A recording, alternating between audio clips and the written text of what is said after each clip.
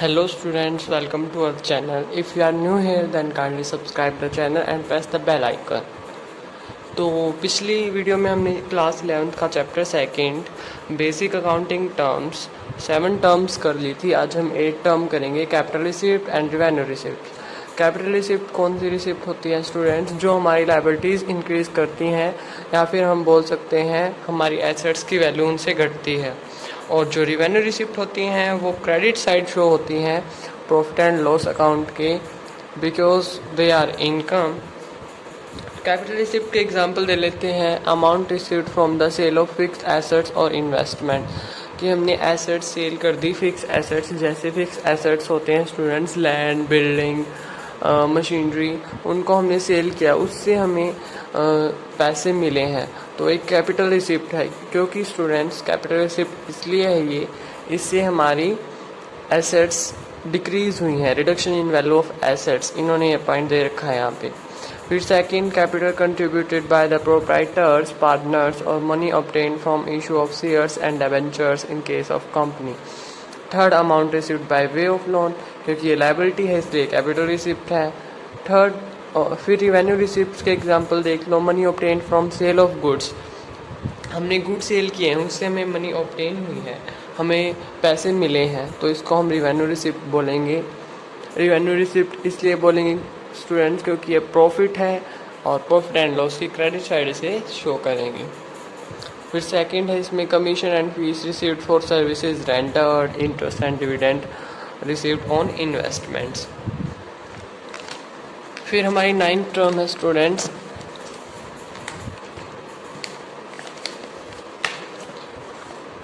Expenditure. Expenditure क्या है? It means that any type of payment for the receipt of a benefit. Expenditure क्या होता है student? It means that any type of payment for the receipt of a benefit. Expenditure कुछ भी खर्चा student जो हम करते हैं कुछ फ़ायदा लेने के लिए, उसे हम एक्सपेंडिचर कहते हैं। एक्सपेंडिचर की 3 कैटेगरीज हैं, capital expenditure, revenue expenditure and deferred revenue expenditure. तो पहले देख लेते हैं हम कैपिटल एक्सपेंडिचर की। कैपिटल एक्सपेंडिचर क्या होता है? Capital expenditure any expenditure which is incurred in acquiring or increasing the value of a fixed assets is termed as capital expenditure. Capital expenditure students वो होता है जो हमारी एसेट्स की वैल्यू को इंक्रीज़ कर देता है, फिक्स एसेट्स की को। एज फिर आगे दिया इन्होंने, as such the amount spend on the purchase of erection of building, plant, furniture etcetera is capital expenditure. तो जो हम परचेज करते हैं बिल्डिंग वगैरह, प्लांट, फर्नीचर, तो इसको हम कैपिटल एक्सपेंडिचर बोलेंगे क्योंकि इससे हमारी वैल्यू इंक्रीज़ हुई फिक्स एसेट्स की। और कैपिटल एक्सपेंडिचर में एक पॉइंट और भी है स्टूडेंट्स, इसका बेनिफिट हमें लंबे टाइम तक मिल रहा है और इसको हम एसेट साइड लिखते हैं। फिर है रिवेन्यू एक्सपेंडिचर। रिवेन्यू एक्सपेंडिचर क्या है? जिसका बेनिफिट सिर्फ हमें एक अकाउंटिंग पीरियड में ही मिलता है, बहुत शॉर्ट टाइम का होता है ये। जैसे इसमें है cost of goods sold, salaries, rent, electric charges. As such all the revenue expenditure are debited to trading and profit and loss account. तो रिवेन्यू एक्सपेंडिचर हमारे लिए एक्सपेंस है, तो प्रॉफिट एंड लॉस साइड, इसे डेबिट साइड हम लिख लेंगे। In the As such, all the revenue expenditure are debited to trading and profit and loss account. Such expenditure does not result in an increase in the earning capacity of the business, but only helps in maintaining the existing earning capacity. इससे हमारी business की जो earning capacity है वो नहीं बढ़ती students. हम इसलिए इस एक्सपेंडिचर को हम इसलिए करते हैं ताकि जो हम प्रॉफिट कमा रहे हैं हर साल, वैसे ही मतलब बैलेंस बना रहे उसमें। रिवेन्यू एक्सपेंडिचर को इसलिए किया जाता है और इसको हम debit side profit and loss account पे लिखते हैं। ये बात मैंने पहले आपको बता ही दी। It doesn't bring into existence an asset और an of an enduring nature, इसलिए हम एसेट नहीं बोल सकते स्टूडेंट्स। फिर देख लेते हैं हम distinction between capital expenditure and revenue expenditure. Capital expenditure is incurred for the acquisition or erection of a fixed asset, whereas revenue expenditure is incurred for the day-to-day running of business. ये first point वही है students की जो capital expenditure है उसको तो हम fix asset की इरेक्शन करते हैं, वो कैपिटल एक्सपेंडिचर है, और रिवेन्यू एक्सपेंडिचर वो है जो हमारे बिजनेस को दिन प्रतिदिन की क्रिया में चलाने के लिए सहायक हो. And then capital expenditure is incurred for the purpose of increasing the earning capacity. जो कैपिटल एक्सपेंडिचर है उसको हम इनक्योर किस लिए करते हैं, ताकि हमारी अर्निंग कैपेसिटी बढ़ सके. अर्निंग कैपेसिटी बढ़ने से मतलब क्या है स्टूडेंट्स, जब हम कुछ मशीनरी वगैरह खरीदेंगे, दिस इज़ कैपिटल एक्सपेंडिचर, तो हमारी अर्निंग कैपेसिटी भी तो बढ़ेगी, हम ज़्यादा प्रोड्यूस करेंगे और ज़्यादा हमें पैसे मिलेंगे. And whereas revenue expenditure incurred for the maintenance of earning capacity, और अगर हमें अर्निंग कैपेसिटी मेंटेन करनी है तो वो रिवेन्यू एक्सपेंडिचर होगा. Capital expenditure yields benefit normally over a long period, उसका बेनिफिट लंबे टाइम तक, और रिवेन्यू एक्सपेंडिचर का नॉर्मली 1 to 2 years बोल सकते हैं. कैपिटल एक्सपेंडिचर को हम बैलेंस शीट में राइट करते हैं, whereas revenue expenditure is written in trading and profit and loss account. फिर थर्ड स्टूडेंट इसमें डिफर्ड रिवेन्यू एक्सपेंडिचर.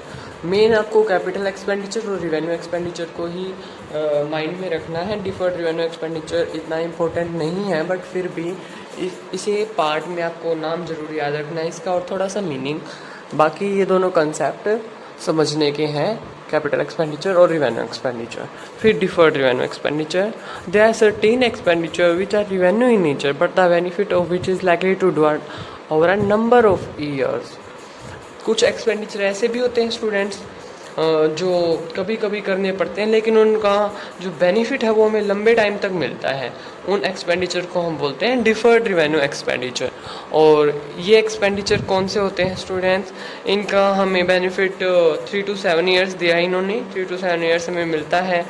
जैसे कि एडवर्टाइजिंग करती है कंपनी, तो जो एडवर्टाइजिंग करती है वो डिफर्ड रिवेन्यू एक्सपेंडिचर है, क्योंकि एडवर्टीजमेंट उसे एक बार करनी है और फिर उसका बेनिफिट कंपनी को 3 to 7 years अप्रोक्स मिल ही जाएगा. तो ये हमारा डिफर्ड रिवेन्यू एक्सपेंडिचर है. ये आप एग्जांपल पढ़ लेना.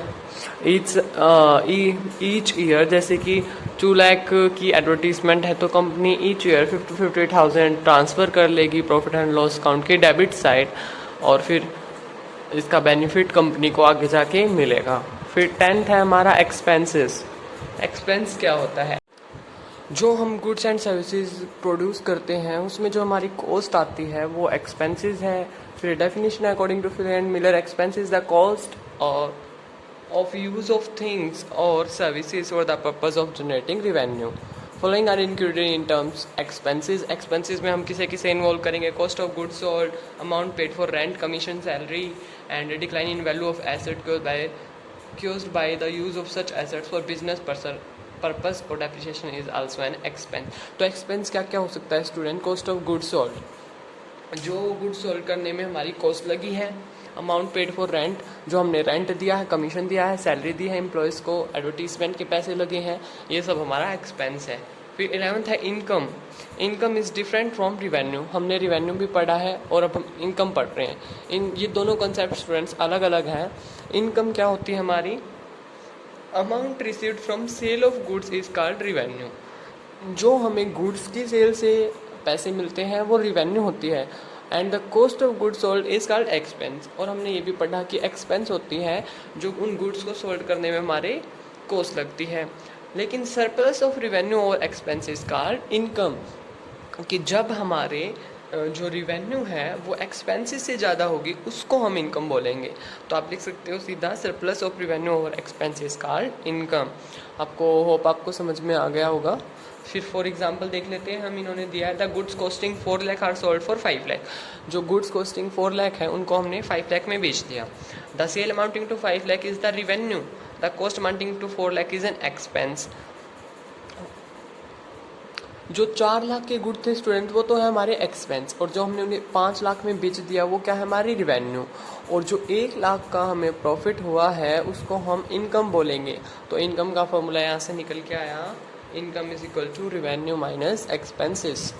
फिर 12th टर्म है प्रॉफिट। प्रॉफिट क्या होता है?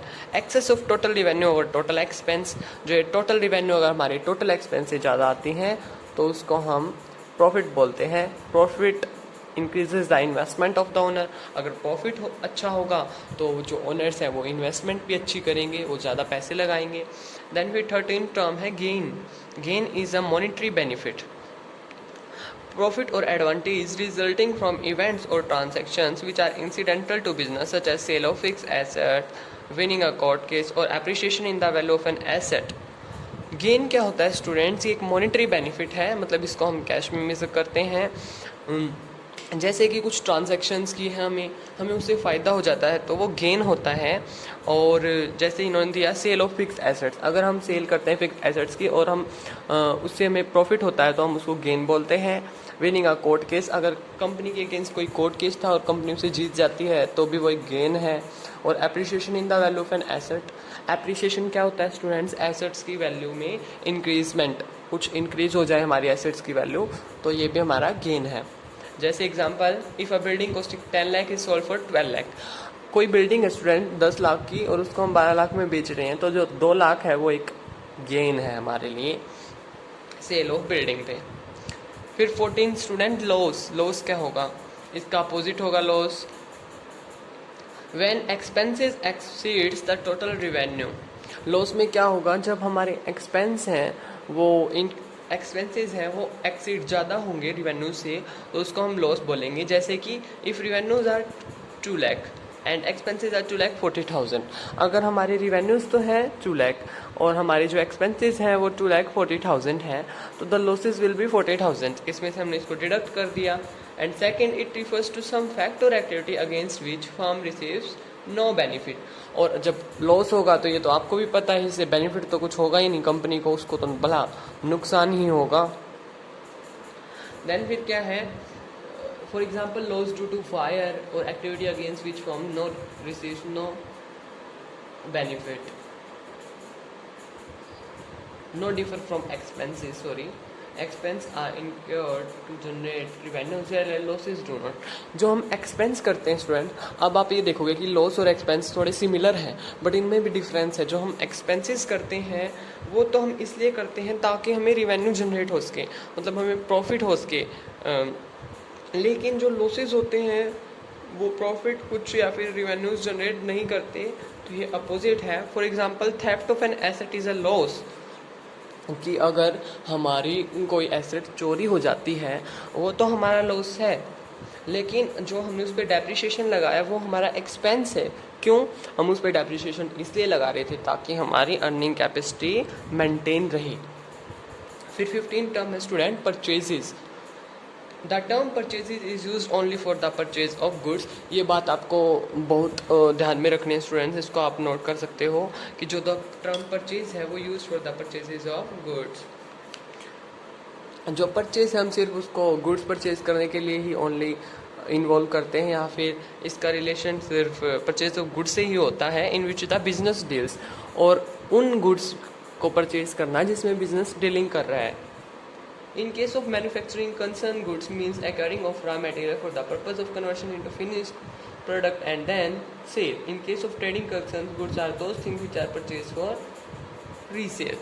और goods को हम ये भी बोल सकते हैं कि goods are those things which are purchased for resale. इन्होंने दिया है यहाँ पे। In both the cases, the purpose is to make a profit by its resale. तो दोनों ही केसेस में पर्पस क्या है? प्रॉफिट बनाना। तो for example, of a cloth dealer purchases cloth for sale, the clothes of purchase will be called goods. एक cloth इन्होंने दिया example, एक क्लॉथ डीलर है वो परचेज करता है क्लॉथ बेचने के लिए कस्टमर्स को, तो जो ये क्लॉथ है ये उसके लिए गुड्स है।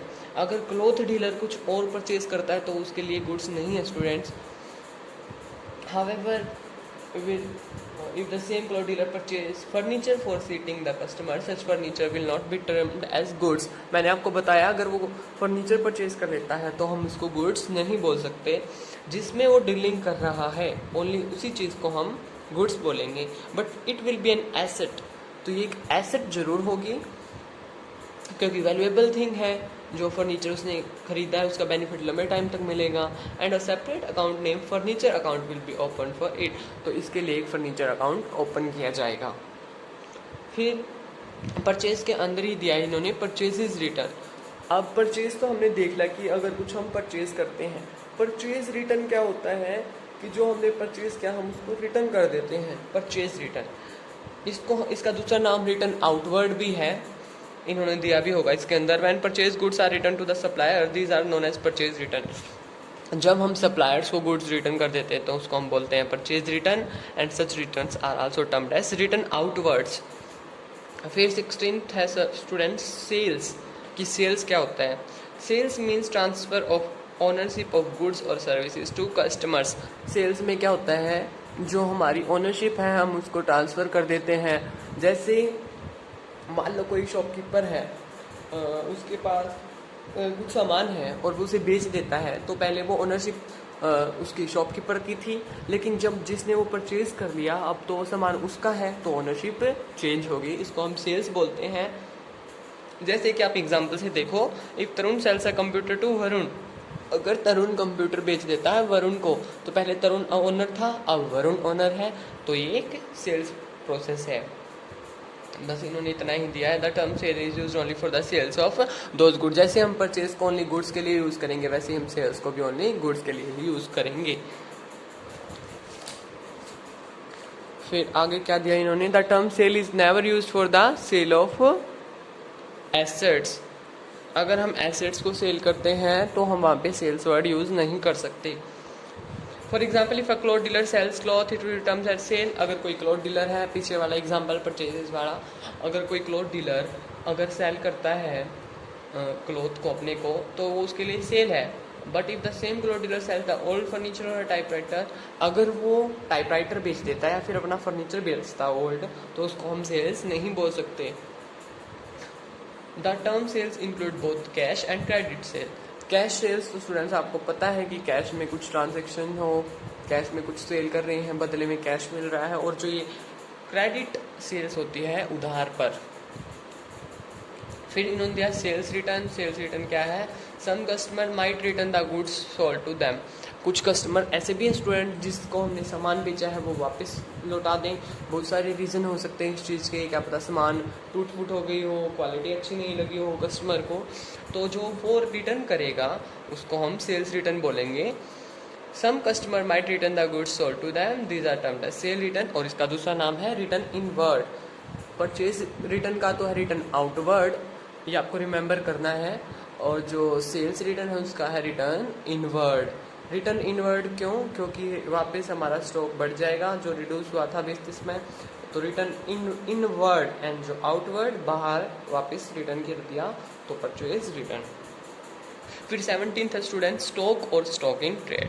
The term stock include all the value of those goods which are purchase for reselling and which are lying unsold at the end of accounting period. Stock क्या होता है, stock include the value of those goods, वो goods involve होते हैं stock में जिनको purchase किया है रीसेल करने के लिए, लेकिन अगर वो रीसेल नहीं होते हैं तो बाद में अनसोल्ड पड़े रहेंगे, तो उसको हम स्टॉक बोलते हैं। स्टॉक 2 टाइप्स का हो सकता है, ओपनिंग स्टॉक और क्लोजिंग स्टॉक। ओपनिंग स्टॉक होता है जो फाइनेंशियल ईयर के बिगिनिंग का हो, एंड क्लोजिंग स्टॉक जो फाइनेंशियल ईयर के एंड का हो। फिर उन्होंने दिया the term opening stock means the value of goods lying unsold at the beginning of accounting period, या फिर फाइनेंशियल ईयर भी बोल सकते हैं हम, अकाउंटिंग पीरियड भी वही बात है। And whereas the closing stock means the value of goods lying unsold at the end of accounting period. फिर 18th टर्म है student inventory. In case of a manufacturer there can be opening and closing inventory of 4 type. Inventory क्या है, अगर कोई manufacturer है तो वहाँ पे 4 तरीके की ओपनिंग और क्लोजिंग इन्वेंट्री हो सकती है। पहली है inventory of raw material. It includes inventory of raw material purchased for using them in the products manufactured but still like unsold. For example, the value of cotton in case of cloth mills or in the inventory of raw material. Inventory students एक wider term है जो stock को भी include करती है। जैसे पहली inventory होगी रॉ मटेरियल की, हमारे पास रॉ मटेरियल है, मान लो अगर कुछ प्रोडक्शन ही नहीं हुई तो रॉ मटेरियल का यूज़ नहीं होगा, तो रॉ मटेरियल ऐसे ही अनसोल्ड रह जाएगा, उसको हम बोलेंगे inventory of raw material. Inventory of work in progress, इसमें क्या है, it is also termed as inventory of partly finished goods, मतलब जो अच्छे से पूरी तरीके से फिनिश नहीं है। And it means goods in semi finished form, जो कि सेमी फिनिश्ड फॉर्म में है। And such goods need further processing for converted into finished product, इनको कुछ प्रोसेसिंग चाहिए ताकि ये फिनिश्ड प्रोडक्ट्स में कन्वर्ट हो सकें। And then for the valuation of work in progress, for the work in progress, the value of raw material used in the cost of labor, power, fuel and other expense, etc. In case of cloth mills, the value of threads and unfinished cloth will be the inventory of work in progress, मतलब कि जो काम पूरी तरीके से finish नहीं हुआ है। फिर थर्ड है इन्वेंट्री ऑफ फिनिश गुड्स। ये भी तो हो सकता है स्टूडेंट जो कि गुड्स अच्छे से पूरी तरीके से तैयार हैं बट फिर भी अनसोल्ड पड़े हैं अकाउंटिंग पीरियड के एंड में, जैसे कि क्लॉथ मिल्स में हमारा फिनिश्ड क्लॉथ पड़ा रहता है, जब तक उसका यूज़ नहीं होता या फिर उसे परचेज नहीं करते, तो इन्वेंट्री ऑफ फिनिश गुड्स है। 3 पढ़ ली हमने, रॉ मटेरियल की इन्वेंट्री, वर्क इन प्रोग्रेस की inventory and third is finish goods की। एंड फिर आती है fourth, inventory of stock in trade. मैंने आपको बोला कि जो इन्वेंट्री है वो एक वाइडर टर्म है, स्टॉक को भी इंक्लूड करेगी, तो इन्होंने फोर्थ वही दिया है। It include the value of those goods which are purchase for reselling, तो ये उन गुड्स को भी इन्वॉल्व करेगी जो रीसेल करने के लिए परचेज किए हैं। रीसेल करने के लिए परचेज मतलब स्टूडेंट जैसे कि कोई क्लॉथ शॉप है, वो परचेज करते हैं क्लॉथ्स, बट ये तो नहीं कि वो उसे अपने पास ही रखेंगे, वो आगे कस्टमर्स को भी सेल करेंगे, तो ये प्रोसेस जो है ये है रीसेलिंग। फिर अगर हमें कैलकुलेट करना हो कि हमारी क्लोजिंग इन्वेंट्री कितनी है, to ascertain the value of the closing inventory, a complete list of all the items in the godown together with their quantities is prepared, तो उसके लिए हमें हमारे पास जितने भी आइटम्स हैं हमारे गोडाउन में उन सब की क्वांटिटीज़ को प्रिपेयर करना है कि हमारे पास कितनी क्वांटिटी में क्या सामान है, और जो हमने प्रिपेयर किया है उस लिस्ट को हमने सेपरेट भी करना है, सेपरेट लिस्ट बनानी है, या फिर हम बोल सकते हैं रॉ मटेरियल की अलग से, सेमी फिनिश गुड की अलग से, फिनिश की अलग से और स्टॉक इन ट्रेड की अलग से। और फिर care should be taken that the following goods are not included in the list of inventory.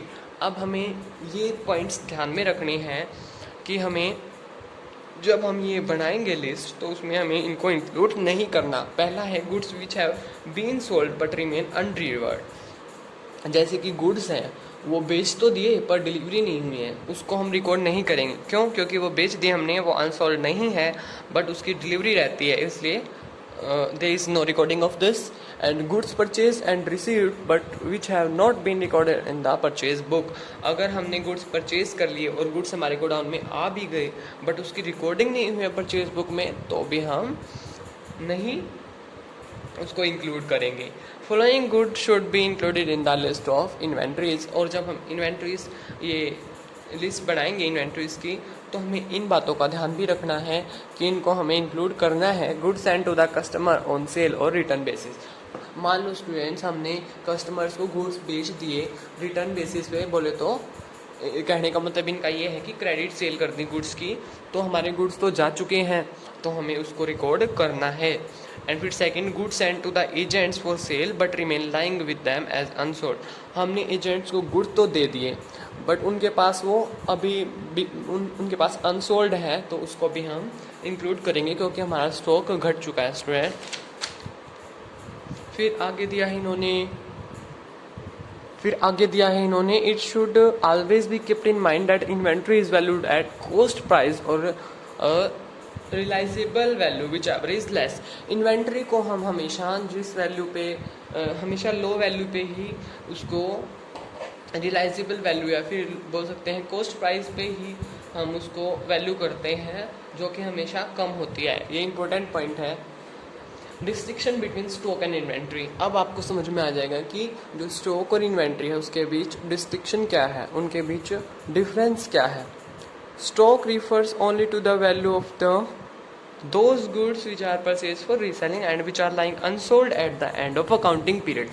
Stock में वो गुड्स इंक्लूड होते हैं जिनका पर्पस है जो हमारा पर्पस है उनको दोबारा रीसेल करने का, और जो कि हमारे अनसोल्ड पड़े हैं end of the accounting period में।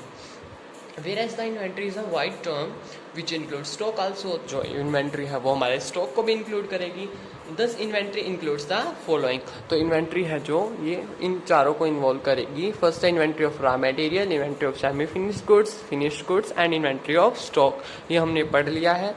तो स्टूडेंट्स आज की वीडियो में इतना ही। आगे की 19 टर्म हम अगली वीडियो में करेंगे। होप आपको समझ में आया होगा। अगर कोई कंसेप्ट अच्छे से समझ में नहीं आता तो आप कमेंट्स कर सकते हैं। I will publish no video on that. Thank you students.